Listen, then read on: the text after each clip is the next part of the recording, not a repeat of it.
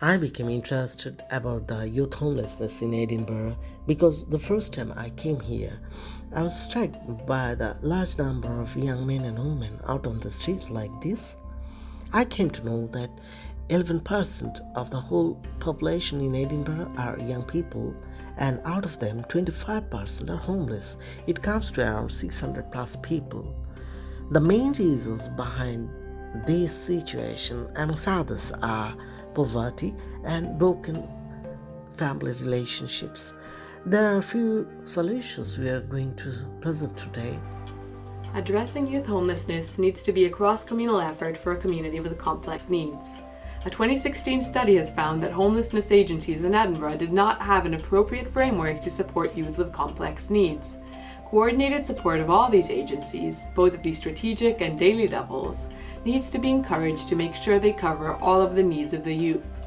This holistic approach also needs to include specific support for various subgroups of homeless youth that may be facing additional challenges, based on a Canadian model. Alongside this vital work by homelessness agencies, wider communal inclusion needs to be ensured after homelessness. We encourage creating networks of formerly homeless youth and possibly their families to have fun and reflective get-togethers, such as communal hikes and discussions led by facilitators.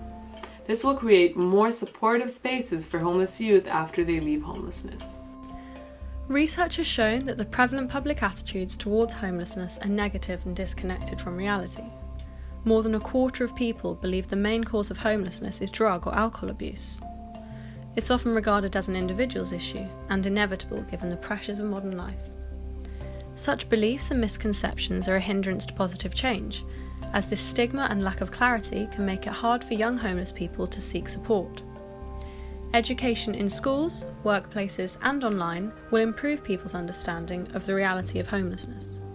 Dialogue should focus on a more systems-oriented account and discuss how homelessness affects society as a whole. Mental health problems, physical disabilities, learning disabilities, medical conditions, drug or alcohol dependency, and independent living skills. These are some of the challenges that homeless people have to face after overcoming homelessness.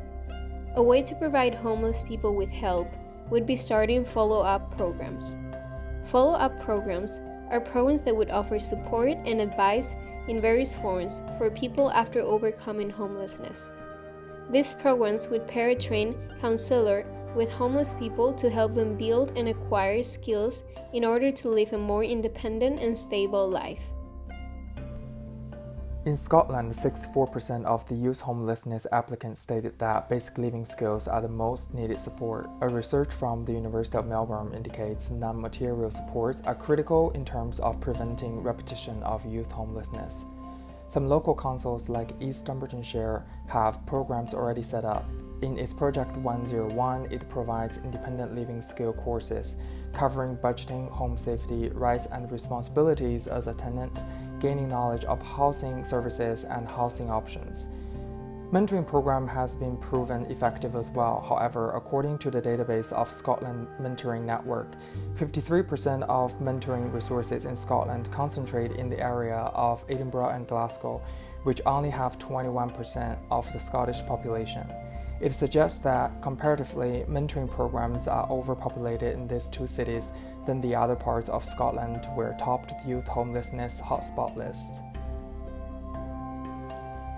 Gaining employment is an issue facing homeless youth. A YouGov poll showed that 2 in 5 employers did not know that it was legal to hire homeless people, and another survey demonstrated that 70% of homeless people feel that they have been discriminated against by private businesses because of their housing status. To tackle the issues that homeless youth face when trying to gain employment, Clan Child Law could support a Ban the Address movement.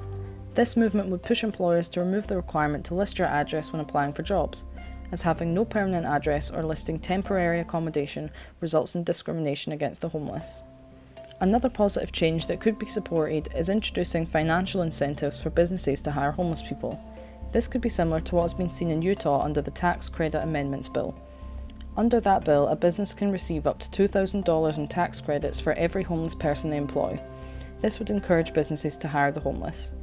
These measures would reduce long-term and repeat youth homelessness, as employment is one of the largest barriers when it comes to achieving accommodation stability. This concludes our video. Thank you very much for your time. Feel free to ask any questions.